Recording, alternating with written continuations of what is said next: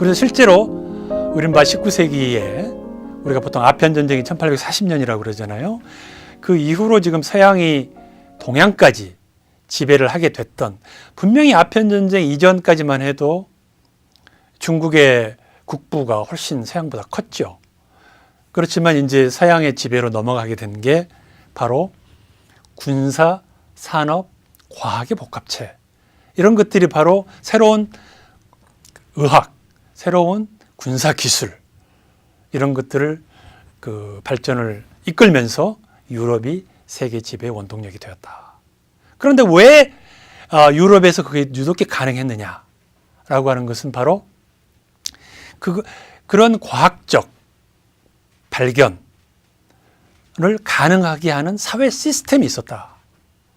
하나 예를 들면요, 새로운 뭔가를 발명하면 요즘식으로 말하면 지적재산권 또는 사유재산권을 인정해주고 보장을 해주는 법체계가 없으면 안 되겠잖아요.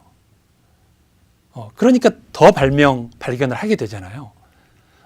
그런 그 정치, 사법 시스템이 뒷받침이 돼서 가능했다. 또 그 사회 자체가 그런 탐구, 탐험을 장려하는 그 문화가 또 필요한 거죠. 콜럼버스가 그 아메리카를 발견하기 벌써 한 60년 전에 1400년대 초에 중국의 정화라고 하는 제독이 아프리카까지 갔다고 하는 얘기를 들어본 적이 있을 겁니다. 명나라 때인데요. 그때 정화는 약 3만 명의 선원을 300여 척의 배에 싣고 어마어마한 군단으로 아프리카까지 갔습니다. 그런데 6차례인가 7차례 갔죠. 그때 아마 그 나라들을 탐험하고 지배하려고 했으면 지금 전 세계가 중국의 제국이 됐을지도 모릅니다. 그런데 그게 갑자기 스톱이 돼버렸어요. 갑자기 중단이 돼버린 이유가 바로 명나라의 정권이 교체가 되면서, 정권이 아니고 명나라 내부에 지배 세력이 교체가 되면서 이제 해양 쪽 그만 진출해.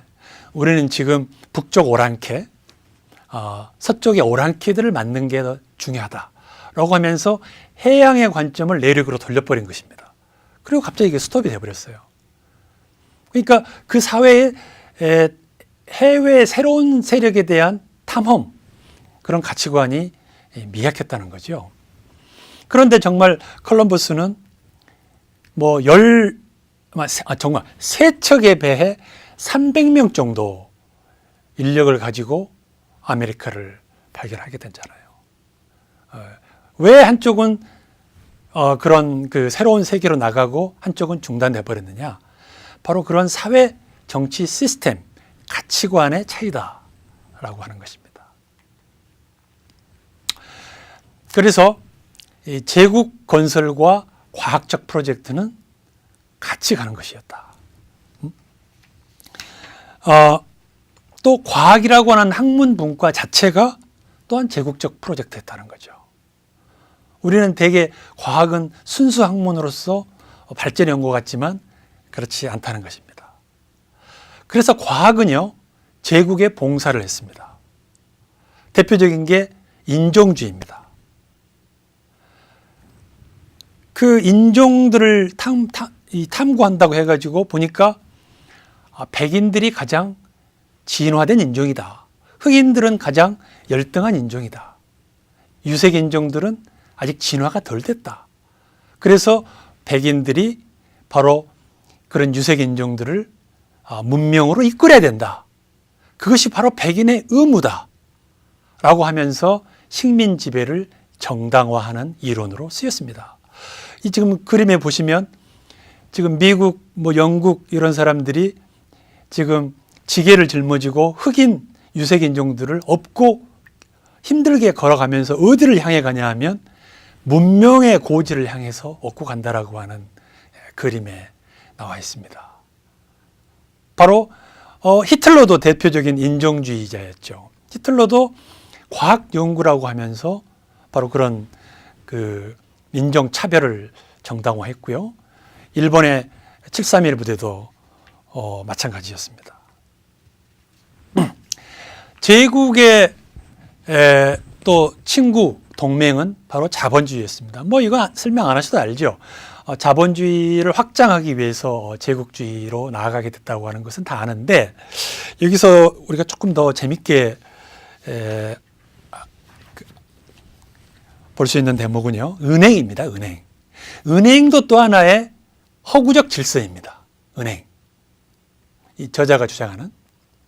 은행은 우리가 은행이 수신을 1억을 했다 그러면 거의 100배 이상 대출을 해줄 수 있잖아요. 그러면서 자본을 늘려가는 겁니다. 그건 뭐 무슨 말인지 아실 거고. 그래서 은행이 바로 새로운 자본을 창출하고 신용 대출을 해줄 수 있는, 사람들은 그래도 은행을 믿고 돈을 맡기잖아요. 그것이 바로 자본주의의 중요한 요소이고, 또 그것이 제국의 뒷받침이 됐다. 그런 은행 제도가 또 가능한 이유는 내가 맡긴 돈을 내가 찾을 수 있다라고 하는 그 사유재산 보호라고 하는 법적 제도가 뒷받침이 됐기 때문에 가능했다라고 하는 것입니다. 은행 제도라는 게 대단히 중요합니다. 우리가 자본주의에 늦은 이유는 대개 은행이 시스템이 늦은 거예요. 그거 이제 서양이 들어오면서 우리가 은행도 받아들이게 되잖아요. 근데 이 은행이 앞장서 가지고 회사를 만들고 대출을 해주고 그것이 제국주의의 천병이 됐다고 하는 것은 우리가 잘 알고 있는 네덜란드의 동인도 회사가 바로 그런 은행 투자를 받아가지고 해외 진출을 하고 식민지 건설을 했죠. 네덜란드가 바로 이제 인도네시아를 그렇게 지배를 했고, 여러 동남아시아를 그렇게 지배를 했고, 영국도 동인도 회사를 통해서 해외 식민 지배에 나섰다는 건 아실 겁니다. 재밌는 게 미시시피 버블이라고 하는데요. 이것도 이제 하나의 은행 시스템이자 중요한 스토리입니다. 미국의 미시시피 하류에, 지금으로 말하면 이제 뉴올리안스 지역인데요. 당시 거기는 프랑스 식민지 땅이었습니다. 그래서 프랑스의 루이 15세가 보증을 해가지고 프랑스의 어떤 그 회사가 이제 투자 모집을 했어요. 미시시피에 투자해라. 미시시피 하류 도시 건설에. 그래서 많은 투자를 받았답니다. 그런데 이 투자 건설이 시원치 않았어요. 그래가지고 사실상 부도가 난 겁니다. 그런데 그것을 프랑스 루이 15세 정부가 보증을 해줬기 때문에 정부가 그 부도난 걸 막기 위해서 당시 프랑스 재정의 절반 이상을 이자를 갚는 데 썼다는 것입니다. 그러니까 프랑스 재정이 파탄에 이르게 된 겁니다. 그래서 그 세금을 더 많이 걷기 위해서 소집한 게 바로 프랑스의 삼부회였고, 그 삼부회를 기점으로 일어난 게 바로 프랑스 혁명이었습니다. 그러니까 프랑스 혁명의 발단은 사실은 당시 프랑스의 시스템이 붕괴된 것과도 관련이 있다는 거죠. 재밌는 스토리죠. 이렇게 이제 제국주의와 자본주의가 결합을 해서 세상을 팽창해서 지금은 거의 다 온 세상이 자본주의 천지가 됐습니다만, 자본주의도 농업혁명과 못지않게 또 하나의 덫이 있습니다. 아시다시피 자본주의의 속성은 끊임없는 성장을 추진하게 된다는 것입니다. 여기는 공산주의도 마찬가지입니다. 네, 그래서 이 끊임없는 성장이라고 하는 것은 또 그 자연 환경을 파괴하는 것을 피할 수 없는 상황이 되어 있고요. 또 끊임없이 성장을 해서 새로운 것을 생산해내야 되기 때문에 그걸 또 팔아야 되잖아요. 그런 소비 지상주의를 계속적으로 자극할 수밖에 없다.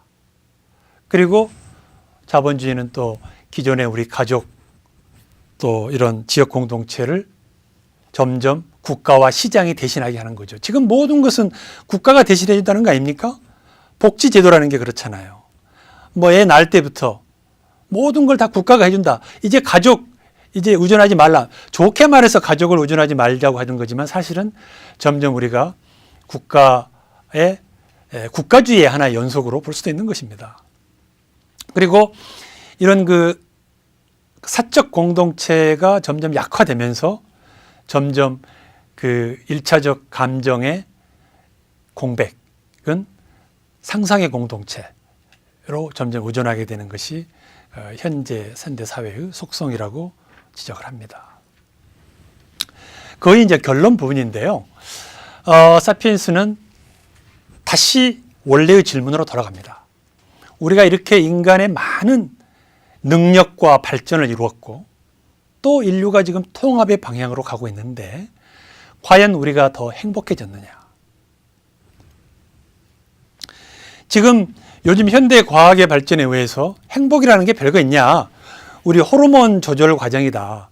그래서 이것만 잘 조절하면 행복할 수 있다라고 하면서 우리가 뭐 프로포폴을 주사를 맞는 사람도 있고요. 뭐 그런 조작이 가능하게 됐는데 이게 과연 대안이겠냐? 또 우리는 또 나름대로 삶의 의미를 찾으면 행복해진다 그러면서 뭔가 그 생의 의미를 찾으면서 나름대로 열심히 살려고 하는 거지만 생의 의미라는 게 결국 남들도 인정해 줘야 되는 거기 때문에 결국 오버하게 되는 것이죠. 그러면서 자기 기만에 빠질 수도 있다는 것이죠. 과연 이게 행복의 대안인가? 그런데 이 저자는 새로운 접근 방법을 얘기를 합니다. 정말로 진짜 행복은 자기의 진실한 모습을 발견하는 것이다. 아무리 밖의 세상이 변화 발전을 하더라도 내가 불행하면 불행한 거잖아요.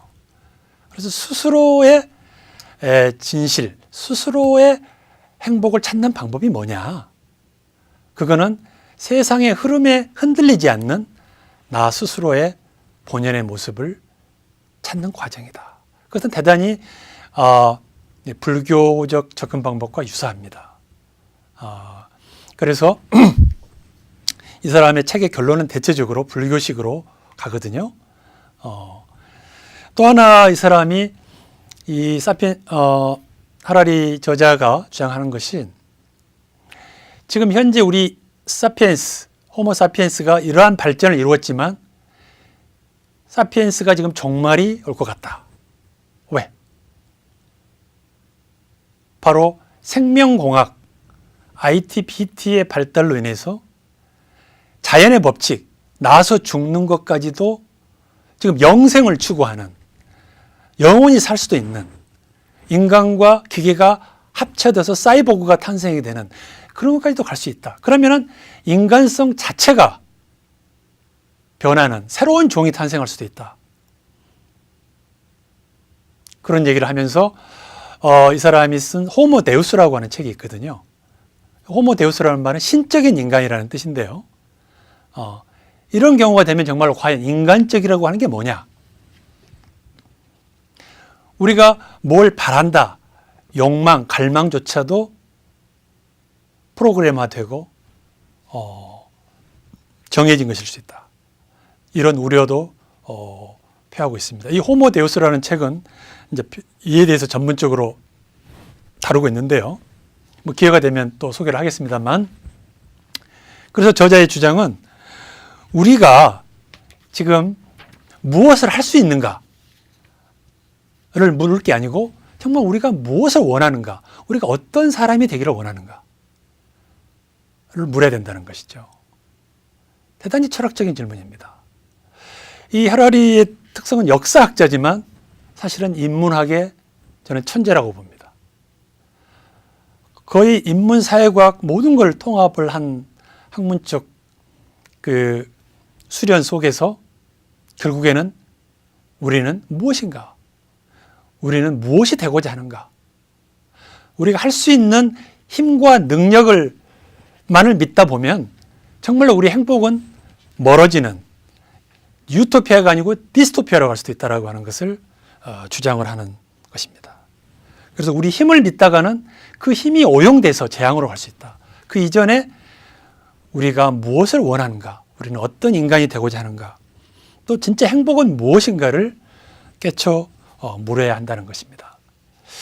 바로 그래서 이 사람이 역사학자인데 이런 철학적인 얘기를 하는 게 좀 신기하죠. 그렇지만 이 사람은 자기는 역사학자인데 역사의 여신은 장님이라는 거죠. 역사를 열심히 연구한다고 해서 미래를 밝혀줄 수 있는 게 아니다. 역사는 우리 진화처럼 실제로 우리 개인의 행복과는 무관하다는 거죠. 우리가 살펴봤지만 지금까지 역사의 진화 과정이 우리의 행복이 그에 대해서 비례해서 발전한 건 아니잖아요. 그래서 왜 역사를 연구하느냐 하면은 우리가 미래를 예언하기 위해서 역사를 공부하는 것이 아니고 지평을 확대하기 위해서다. 이 말은 뭔 말이냐면요. 옛날에 이런 선택을 하니까 이렇게 갔단 말이야. 근데 우리가 이런 다른 선택을 했으면 다른 결론이 같지 않았을까? 라고 하면서 그러면 현재에도 우리가 여기서 이런 선택을 하면 이렇게 발전할 수 있다. 여러 가능성들을 우리가 오픈된 시각을 갖게 할 수 있다는 거죠. 단적인 예로요. 우리가 20세기에 공산주의가 있었잖아요. 자본주의하고 경쟁을 했죠. 이 자유민주주의가. 근데 이 자유민주주의가 공산주의의 평등의 요소까지도 많이 받아들이면서 오히려 공산주의가 망했잖아요. 그러면서 새로운 그 진화 발전이 되는 것입니다. 그러니까 역사 발전이라고 하는 것은 일기예보는 일기예보도 하나의 카오스, 혼돈의 세계입니다. 일기예보는 우리가 그것을 과학적으로 예측을 할 뿐이에요. 틀릴 수도 있고 맞을 수도 있어요. 근데 역사는 2단계 카오스라고 한다는 거죠. 일기예보는 1단계 카오스인데 역사는 2단계 카오스라고 하는 얘기가 이거는 우리가 예측을 하지만은 그걸 통해서 우리가 그것을 피해가는 방법, 그것을 포용하는 방법을 찾을 수 있다고 하는 것이 바로 2단계 카오스입니다. 불확실하지만 그것이 바로 역사의 장점이라는 것이죠. 그리고 현재 지금 앞으로 우리가 그런 그 인류의 재앙을 피하기 위해서 우리가 계속 그 경고를 함으로써 그런 재앙으로 빠지지 않게 하는 그런 역할을 우리 역사학이 할 수 있다. 이런 얘기를 합니다. 저는 이 책을 보고요. 참 놀랐습니다. 정말 그 인문학에 천재가 나왔구나. 또 현대의 고전이다 라고 할 수 있는 것입니다. 그런데 그것은 대개 우리 고전들이 고전으로 평가받는 이유는요. 그 시대에 중요한 질문을 던지는 것입니다. 그리고 그에 대한 나름의 해법을 제시하는 거죠. 그런데 그 질문은 빅 퀘스천입니다. 거의 인류 모두에게 해당되는 얘기들이죠. 그래서 하라리는 역사학자이면서도 인류의 역사 전체를 개관을 하면서 그 인류 역사의 발전 과정과 미래에 대한 빅 퀘스천을 던지고 있으면서 그러면서 우리 인류에 대한 새로운 시각을 제공을 하고 있다고 하는 것이 대단히 중요한 우리가 평가할 수 있는 대목입니다. 또 하나 우리가 유념해야 될 것은 바로 지금 우리는 과학의 발전에 힘입어서 또는 기술의 발전에 힘입어서 요즘 AI, 빅데이터 나오잖아요. 그것이 뭘 할 수 있는가, 무슨 새로운 일자리를 창출할 수 있는가에만 신경을 쓰는 것인데 자칫하다가는 그것이 우리가 재앙으로 갈 수도 있다. 21세기에 이를 위한 21세기 재현이라는 책에서 이제 나옵니다만 그것이 바로 우리 인간의 자유의지를 죽이는 결과도 나올 수 있는 것이죠. 그래서 우리가 우리의 힘과 능력을 어떻게 쓸 것인가라고 하는 것을 동시에 같이 고민을 해야 된다라는 것을 경각시켜주는 것이고 또 정말로 우리의 행복은 과연 어디에서 오는 거냐? 진짜 행복은 뭐냐? 세상이 아무리 발전한다고 그래도 내가 죽겠으면 죽는 거잖아요. 그래서 다시 한번 우리의 그 근본 질문은 행복이라고 하는 키워드를 놓치면 안 된다라고 하는 것을 우리에게 계속 깨우쳐주고 있습니다. 한번 제가 이제 뼈대 줄거리를 말씀을 드렸는데 여러분 한번 이 책을 사서 봐도 책값이 아깝지 않습니다. 그리고 가족들에게 물려줘도 될 만한 책입니다. 저는 현대의 고전이라고 감히 평가할 수 있습니다. 여러분 더 자세한 얘기는 직접 구해보셔도 좋고 또 아니면 요 줄거리 스토리를 유념하고 계신다면은 여러분이 지금 많은 중요한 지식을 또 지혜를 얻었다라고 할 수 있겠습니다. 오늘 여기까지 하겠습니다. 감사합니다.